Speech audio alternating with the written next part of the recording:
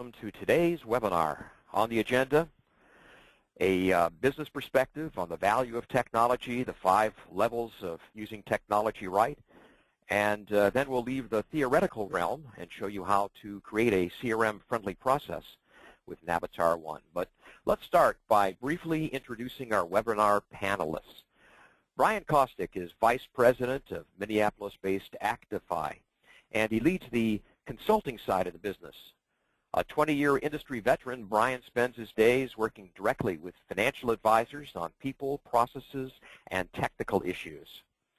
Another industry veteran with us today is the co-founder of New York-based Navatar Group, Ketan Khandkar. Navatar Group specializes in financial CRM, and Ketan leads both the product development and the concierge services. Remember, enter your questions in the control panel on the right as we go along, and we'll answer them at the end of the webinar. So Brian, how about kicking this off for us?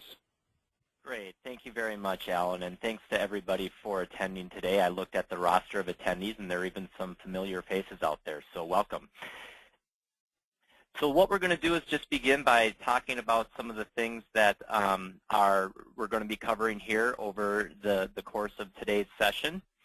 What we're going to be doing is I'm going to be talking for a few minutes here, kind of laying some groundwork on what I like to call expectation setting around technology utilization. So we're going to go around some topics regarding the why behind how technology and what it can do for our business.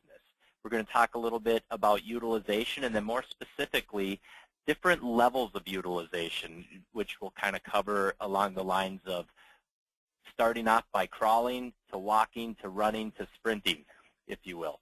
We'll be illustrating that with a diagram. The other thing that we'll be doing here is I'm going to introduce a very easy exercise that you'll be able to immediately replicate in your businesses regarding how to define a CRM-friendly process. And then after I introduce that exercise, you're actually going to see a live demonstration from Navatar on how you can take a sample process and load it and drive it using Navatar. Of course, as Alan mentioned, along the way we will be collecting your questions, and we will be sure to allocate time before we part to make sure everybody's questions are answered. So let's go ahead and dive right in. So how many of you have an iPhone or a smartphone or other kind of device that you really rely upon to get through the day?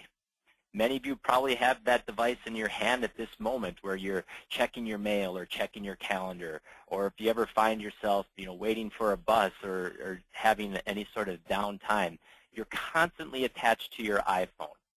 Well, that's actually analogous to a trend that we're seeing throughout the industry where firms, advisors, staff members, they're all becoming attached to the CRM. The CRM is that device, that one go-to spot that can help them get through the day. And it's going to continue that way going forward, where it's going to be kind of the hub, if you will, for all of the day-to-day activity regarding your business, your clients, and how you get things done. However, many of you are probably here. You saw the title of our session. It can be a painful transition as well. There's a couple of reasons for this. One is we're all used to the way we've been doing things. We'll call it old habits, being hard to change, teaching old dogs new tricks, whatever you want to say. But then more importantly, it's what we at ActiFi like to call the focus on process, because we feel that process can really be the bridge between where you're at today and where you want to be with regard to your CRM utilization and satisfaction. But the first thing we want to do is we want to just set some general expectations. A saying we have at ActiFi is that the business value of technology is not the technology itself. You can write a check and invest in a technology, but you don't get ROI unless that technology actually provides a tangible business benefit. It needs to do something like reduce the cost of the effort it takes to perform existing tasks and processes. Or you could improve your processes, which can lead to increased retention, a better client experience. Or, if done right, you're running your business really well. Your business is like a machine. That's the type of, as our world becomes more and more technology focused and our clients and prospective clients become more tech savvy, there are ways that you can actually leverage your technology to attract clients and serve their needs. So think about technology as, what is it that you actually want to do? We don't get out of bed in the morning and say, great, I want to use technology today. The reason why we get out of bed in the morning, we want to make more money. We want to have happier clients. We want to have happy staff members.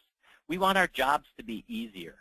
So if you think about what it is you actually want, and then ask the question, how can technology help me get there? Define the work that needs to be done, and how can technology help make that work easier? So if we approach it from that perspective, a lot of times at ActiFi, we get phone calls from people, and they'll say, yeah, I invested, I went to a conference, I read a bunch of articles, I invested a lot of money into a CRM, except instead of adding simplicity to my life and satisfaction, it's only added frustration. Here I am 6 months, 2 years later, and it's just frustrating to me. It's not giving me what I wanted it to do when I set out on this journey with CRM. Well, part of the reason is utilization. So what does utilization mean? Well, as I mentioned earlier, there are a few different levels, starting off when you're crawling to walking to running to sprinting, etc. At ActiFi, we've identified 5 different levels of utilization when it comes to a CRM.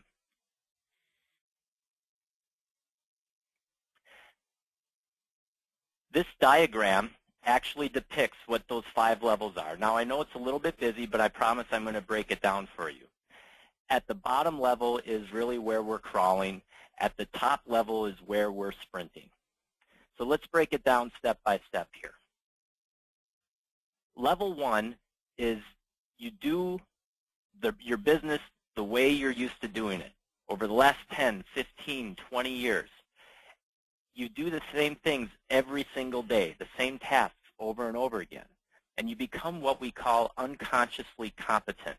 Your business is in your head. However, moving to level 2 is where you've gotten it out of your head and written down onto paper, perhaps in a checklist. Now you'll notice that the ladder that takes us from level 1 to level 2 is broken. There's a massive amount of behavioral change that's needed to simply pause, take the time and effort to get your business and the way you like things done, the way you're used to getting things done, out of your head and on the paper. It's a lot more of a challenge than it probably seems. But once you have it written down on paper, then you can make the transition to level 3, where you can start to load your tasks into a CRM or workflow tool. Now you'll notice going from level 2 to level 3, there isn't a high climb with the broken ladder. It's a little bit less of a step up. It's not a massive behavioral change, but it still is a large transition to be able to get things loaded properly into a CRM. That's what we're really going to be focusing on during today's session. I'm going to introduce an exercise on how to get you from level 1 to level 2 out of your head and onto paper. And then Navatar is going to give a demonstration on how to go from level 2 to level 3, from paper into Navatar. Now, we'll call it graduate level work, but when you get to level 4 and level 5, that's where you're really starting to realize some of the automation capabilities, where you're starting to have processes that are automatically fired off.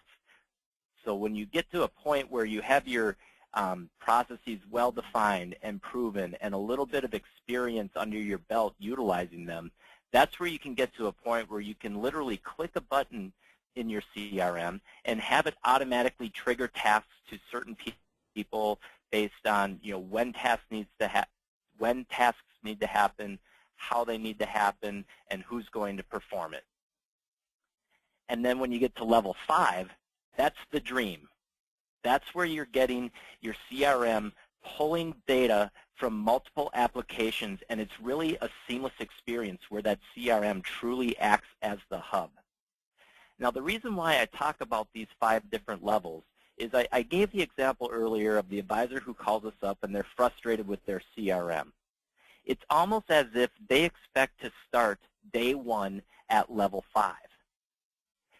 Not very easy to do. Not going to say it's impossible, but if you really think about it as that journey, walking before you run, that's going to better help you get there as opposed to just feeling the frustration of it not automatically happening for you. So we're going to teach you a little bit about how to engineer your business such that it is CRM ready. With that, I'm going to introduce a model that we have here at ActiFi. We say there are 3 things that come together to get work done: people, process, and technology. And when it comes to those 3 things, people always trumps process, and process always trumps technology. Said another way, if you work backwards, let's deconstruct that. Technology is like a robot. It's hard programmed. It does what you tell it to do, but it can't think and it can't guess for you. So the technology only works as good as the instructions that you give to it. Those instructions come in the form of having well-defined processes. Well, let's say you have the perfect technology and the perfect processes. You still need people to perform and execute those processes. If your people, your staff members, if they don't know the process, understand the process, agree to the process, if they're flat out unwilling to perform the process, your technology is definitely going to break down the chain. So remember, people trumps process, and process trumps technology. So how can we solve for that? I'm going to give a little example here of an exercise that we at ActiFi go through whenever we work with a firm to help them better utilize their CRM, especially with regard to workflows. For example, consider that you have 2 business partners. They've been working together for 20 years. They run a very good business. They're equally trained, equally qualified. They do their jobs equally well. At the end of the day, you can't even tell who did the work because it's done equally well. But what we often do is we'll take those 2 people and we'll sit them down. And we'll ask them, okay, take out a sheet of paper and quietly, without talking or communicating with each other, just on that sheet of paper, write down the steps you go through to perform a process. Let's say get ready for a meeting with a client. Write down the steps you go through whenever you get ready for a meeting with a client. Now remember, they do their jobs equally well. But what happens almost every time we do this is we get 2 different answers. One person might give us bullet points. Another person might write out War and Peace and explain things in extreme detail. Another person might describe the process in 7 steps. Another person might describe the exact same process in 17 steps. Again, they're both right, but the challenge is how do you get everybody to agree on the right number of steps? Because remember, your CRM can't guess. It can't think for you. You have to have a consistent number of steps for any process you want your CRM to drive. So the challenge is how do you get not only those 2 people, but everybody in their business to fully understand and come up with these are the 9 steps that we are committed to every client, every time, that we can make sure that is going to be consistent going forward. Well, there's a little exercise I'm going to introduce here. It's very, very easy. It's not technical at all, but it's designed to help define the process in a visual way. Instead of sitting around a conference table and just chatting with each other verbally and saying, you know, let's talk about the process for getting ready for a meeting with a client. Well, what do you do? Well, we schedule the meeting, we confirm the meeting, we pull the previous meeting notes, etc. Well, when you're doing that verbally, you may look each other in the eye and kind of smile and nod a little bit, but there's nothing consistent that's getting captured and written down. So what we do is we recommend to firms that they define their processes in a visual way. Draw a diagram of the process. Write it out on the whiteboard. Do something where everybody can look at the exact same list of tasks that comprise that process and agree to them. One very simple exercise that we've actually found to be most effective for this involves Post-it notes. Everybody has Post-it notes in their office. So it's not like anyone is prohibited from being able to replicate this exercise. I'm going to just walk you through a quick example here of how easy it is. So let's say the sample process we're going to be defining as a team is the annual review meeting process. And we define that into 3 phases. How do I prepare for the meeting? How do I conduct the meeting? And how do I follow up the meeting? So what I do is I sit with my teammates, my staff members, and we're going to take a Post-it note and write down on each Post-it note 1 step at a time. And we're just going to lay them out in sequence here. In this example, it says task 1.1, 1.2, etc. But what you actually want it to say is the task itself. Schedule the meeting, confirm the meeting, pull the previous meeting notes, prepare an agenda, etc. Then what you do is you can then convert your Post-it notes utilizing a concept known as a swim lane diagram. If you're familiar with an Olympic swimming pool, the swimmers jump into the water and they go on the race. They stay in the same lane the entire time. Well, the same concept here can apply to your business. You assign a swim lane to each of the key roles in your business. In this example, we have 3 roles. You have the client service specialist, you have the planning specialist, and you have the senior advisor. Now, your business may be different. You might be just you and an assistant, or you might have a whole ensemble of people that come together, but the idea is to have a swim lane for every role in the practice. Once you have the swim lanes defined, then you simply take your Post-it notes and you reallocate them to the proper swim lane. From there, it's just a matter of connecting the dots, and there you have a defined workflow on paper that everybody on the team and the staff can see up on the wall and agree to.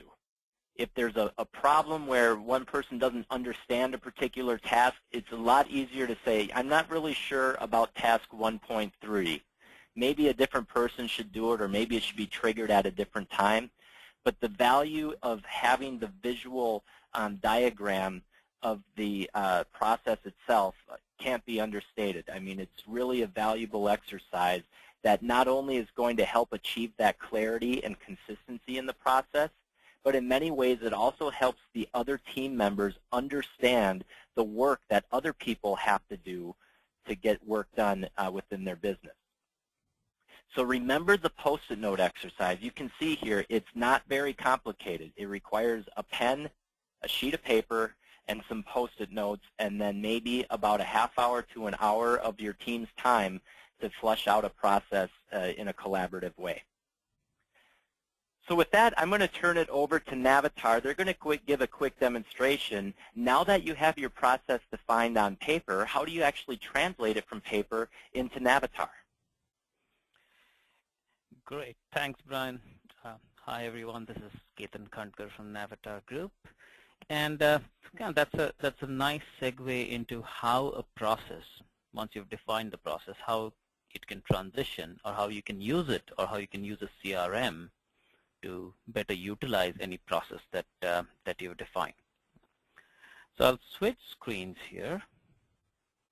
Now, before we go into the CRM aspects, I mean, obviously, you've defined your process, but even kind of technology, and we're talking about CRM technology, and there's good technology and there's bad technology, right? So just having a CRM system in itself is not good enough. we find that there are two aspects that are equally important. One is that it needs to be easy enough to use. So you have your process, but if your CRM tool is not easy enough, your advisors and the rest of your team members are not going to use it. Secondly, it needs to be flexible. It's something that it should be able to cater to your specific processes. So I'll first kind of give you an example of using kind of the process that you've defined, how you can use a traditional CRM. So I have, in this example, I have one of my clients, Mike Watts. Let's say there's an annual review meeting with Mike Watts, and I've defined, I have my Postit Notes, and I've defined everything in there. So on Mike Watts' profile, I have my process defined here. So I can see I have defined already 5 steps of my annual review meeting process. And as I'm kind of working with this client, I know my process well. I have that in front of me, and I can always go and kind of create the next steps in here. Right? So I have step 5, conduct meeting with a client, and then I can go in here and I could say, well, let me also add step 6, which is to record my meeting notes in the CRM, and let's do it the day after my client review meeting. So I'll set it up for April 15th. And I can go and save it. And so now, for this client, I have all these steps that are already set up in the system. And it has benefits. The system will automatically remind me. So today, April 4th, it will remind me to do this first step. When I come into my office tomorrow, it will remind me to do the second step. So I have a checklist that I have created. I will get a reminder. And I will, at any point, I will know if I have missed something, right? Because it will always be on my to-do list. And because everything now synchronizes with everything else, I can see this to-do list on my mobile phone. It will remind me to perform these tasks there. So already it's a great improvement over having a process on paper. However, if you think about it, what I walked you through is it's still a pretty crude way of doing it, and that's kind of what we call as the traditional CRM way of doing it. I go to a client's profile and I create these steps in here. But there are some key challenges with the way I just went about this business. One, obviously, it's a time-consuming exercise. I have to go and create these steps. And I do it for Mike Watts, and maybe next week I'm meeting another client. I have their annual review meeting, and then I have to do it again for that client. I have to recreate those steps for the second client. So it'll take a lot of time, and I have to do it, or I have to have someone else do it, but either ways, it is taking time from my company. Second issue is, guess it doesn't factor in reality. Things happen. Maybe I fall sick today and tomorrow, and I'm not able to complete these tasks. And then I'm back on Monday, and suddenly I now have a whole list of tasks that I need to do, and that kind of that's just throwing me off and confusing me, because it didn't factor for the fact that, hey, I haven't completed step 1, so why do I even need to bother about the next steps unless I've completed the first one? So there are lots of issues like these that, again, if your CRM is being used or the technology is not good enough, then having a system does have its benefits, but it's also causing a lot of extra effort on my side. Right? Now I'll show you kind of how a better CRM can help you manage the process and become more efficient. So instead of going into each client and setting up the tasks based on my Postit notes manually, I could actually go in there and set up and define the process here. So I can set it up for my entire firm. So I have my process that's defined in my Postit notes. Let me click on annual review meeting. So here I can go and now define all the steps. So it's a 10-step process that we want. I can define all the steps. And I can also, depending on the process, I could say, well, step 2 should be performed after step 1 is completed. Right? So I can set up rules associated with these. This is something that can cater to both large and small firms. Right? So if you're a small firm, each person has a defined role. I can have these tasks assigned to specific people. If you're a larger firm with teams, and you have, let's say, roles like there's a client service rep, there's an advisor, you can also have these tasks defined to specific roles, and the system will take care of it and make sure that you can that the task is assigned to the appropriate person within your team. So this, I only had to create this once. And of course, processes change, so later on if something changes, I can always go and modify this process if I need to. But I don't have to go through this step again for every single client. Now what happens when I look at a client's profile once I've set this up? So I'll go to a client, Terry Grossman. So I'm on Terry's profile, and obviously I see step 1 in my open activities. I see step 1 is to review the client notes for my annual review meeting. I need to do this today. Now I have his entire profile available to me to look at, and I can I want to look at my meeting notes. I want to look at what other things are going on with Terry, because it's essentially I want to consider all the things that we know about Terry. So I can see, okay, I need to see his personal details. I have other information about Terry. I can see any previous communication. He probably bought a car. Was interested in some car financing discussions there. Family, 3 kids. We're also talking to him. We're kind of managing his 401k plan. We're having a discussion with him around kind of maybe potentially doing financial planning for him. I can see we have fees associated with that. We have assets, liabilities. We have some insurance information, life insurance with me. So I can see all this kind of detail in here. I can see if he's working at this consulting firm, a couple of requests. I can also see that, hey, annual review meeting was one of 2 plans because he's also a gold client. So there's another process that we have already automated for Terry, and we have completed several tasks already for that process.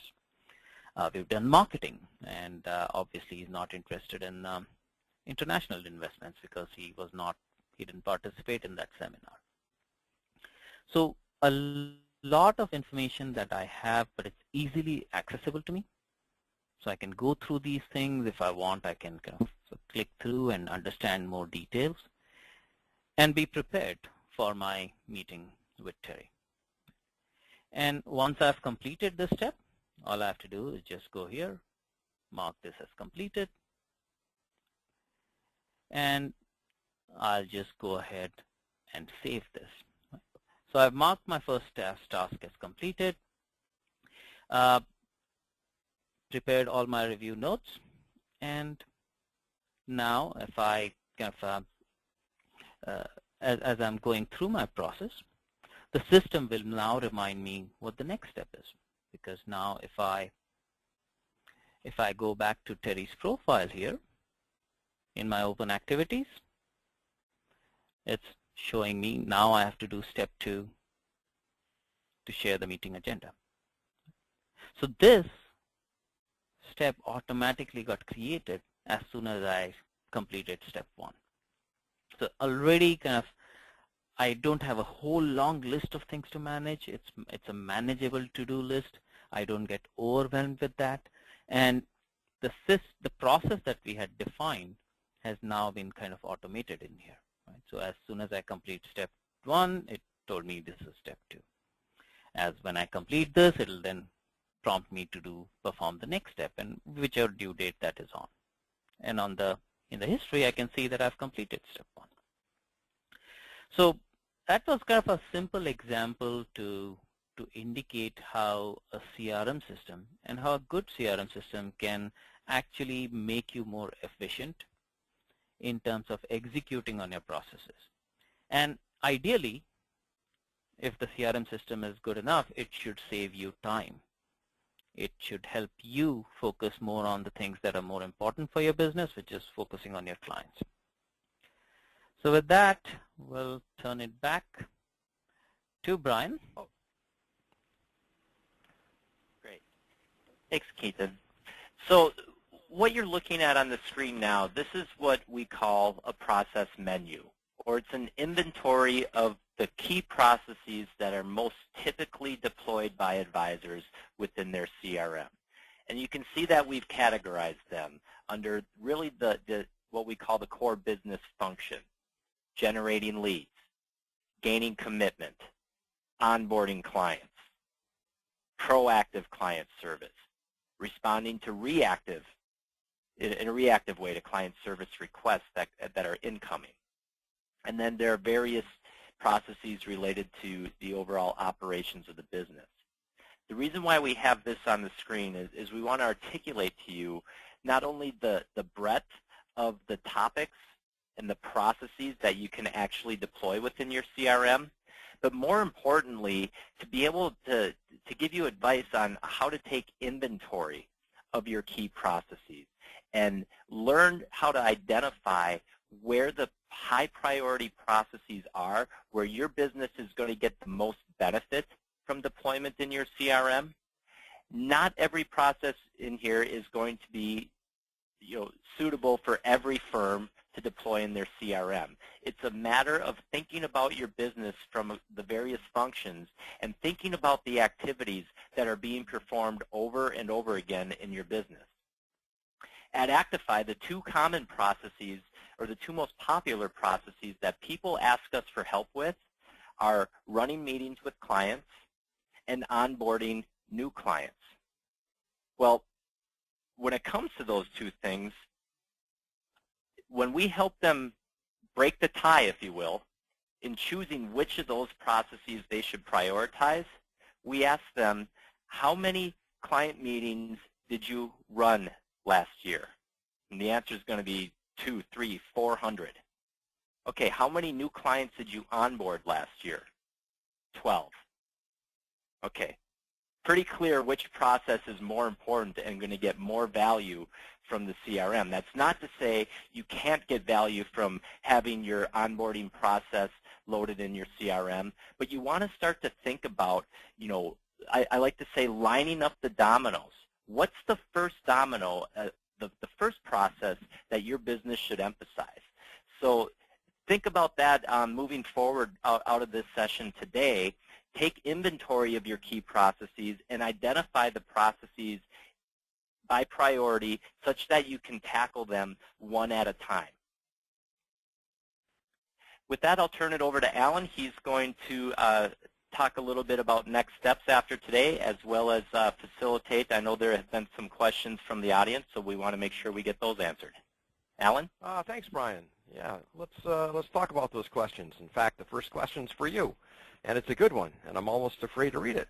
It's from Andy, and he says, "Can't you just give us a package of best practices so that we can implement them and save us all a lot of time and effort?" Great question. We get that all the time at ActiFi, and for those who are familiar with ActiFi, they know that we maintain a library of best practice processes for pretty much every conceivable activity. Yet the fact of the matter is we don't simply turn that over day one and simply say, okay, Andy, here, go ahead and do your processes this way. We've tried, it doesn't work that way. And it kind of goes back to what I said earlier, where you get two people who work in the same business, they don't have the same perception of the same process. Well, imagine what that's like when you factor in hundreds, if not thousands, of different advisory practices. It's extremely unrealistic to think that every one of those firms is going to be able to adopt the exact same process. So what we actually do in that instance is we would take Andy and his firm and we would basically say, okay, Andy, we're going to teach you how to fish. let's review the inventory of eligible processes that we may or may not want to work on. And then we'll say we're going to pick 3 processes. The first process, ActiFi is going to lead you through an exercise, and we're going to essentially show you how to define that process and translate it into your CRM. The second process, Andy, you're going to replicate that while ActiFi watches you to make sure that you're learning this methodology. And third, the third process we do, Andy, you're going to do that on your own and then send us the results and we'll critique it for you. That way, once Andy can demonstrate, he knows how to take a process that's standard and then customize it to his own liking. You know, the standard process might be 8 steps. Well, Andy might prefer to do it in 9 steps because he does that one extra thing for his client that no other advisor does. When Andy knows how to take a standard process, go under the hood and make it his own, customize it, then he's at a point where he can take an off-the-shelf library of processes and start to work with it. So that's why we discourage the thinking of when people ask the question, hey, just send me a process and I'll do it that way. It usually ends badly when we go down that path for that reason. Okay, Ketan, while you were doing the demo, 2 questions came in, one from Joe. How hard is it to set up all of those items that you are showing? Is it manual or is it pulling data from somewhere else like the net worth and assets, for example? And then Jeffrey asked, in your CRM, you can see all the accounts that a client has with you. Were the accounts integrated into your CRM or did you put them in yourself? Yep, great questions. So it's a combination of both things. So we do have integrations which allow us to get in their financial accounts and assets and kind of data from your custodians and from your reporting engines, reporting services. So you can get that data into our system in an automated manner. So you're not kind of manually uploading that, and it's automatically feeding in. And many of our customers choose to have that because it gives them a holistic view of their clients. For some of the other data, you'll probably want your own segmentation that you would need to do. So for example, you're prioritizing your clients, you have your review meetings and there's feedback based on that, and you want to track maybe their investment horizon, investment strategy, things like those, data points like those which you only get directly from your clients, those you will have to enter into the system. Okay. Questions still coming in. And by the way, it's the question panel is over on the right side, that GoToWebinar control panel. And we've got a lot of people still on, so we'll keep it going here. We're not going to run too far over. At the beginning of the session, we had a question, will the slides be available for us to review? And I think, Steve, we can get you the slides. Sharon said she had a conflicting meeting, so I'm wondering if this was a recorded webinar. If so, how could I access it later?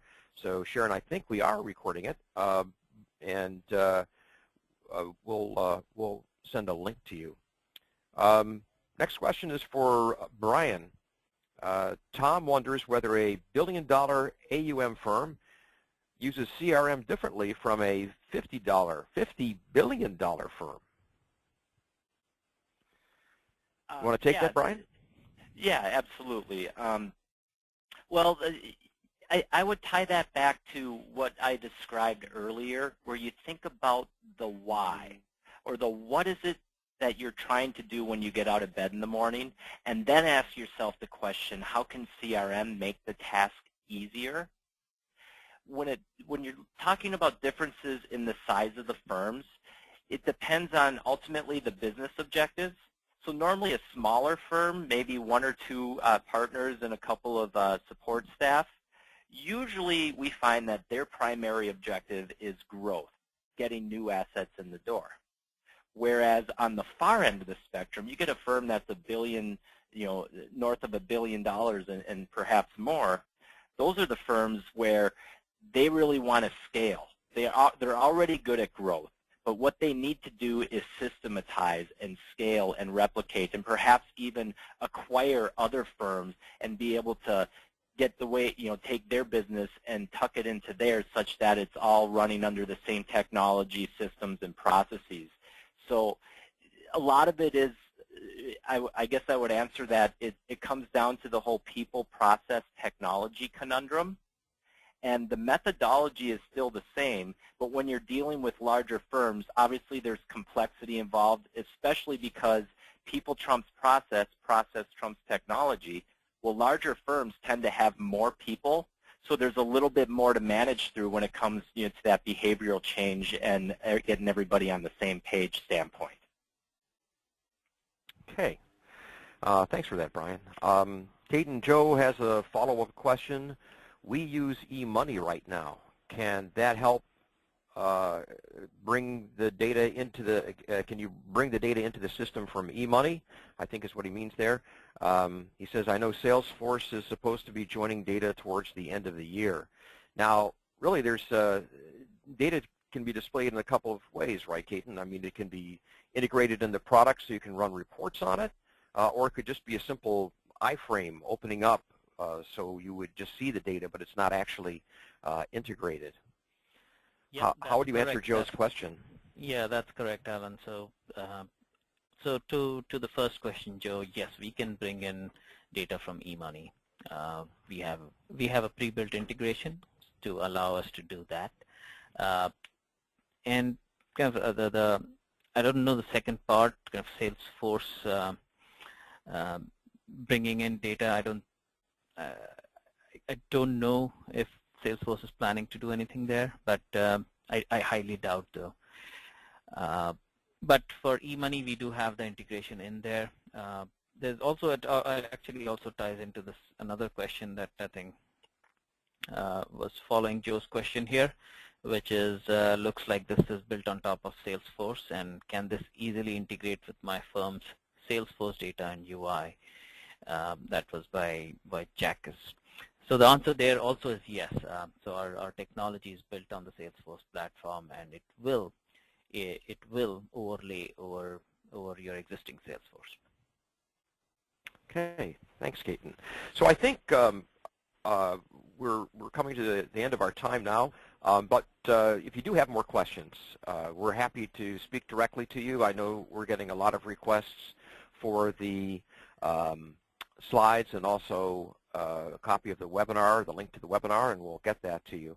But we need to cut it off now. But if you want to dig into all of this a little bit deeper, please feel free to contact Brian or me for that matter. And that's our contact information on this last slide. So we want to thank you for coming to the webinar.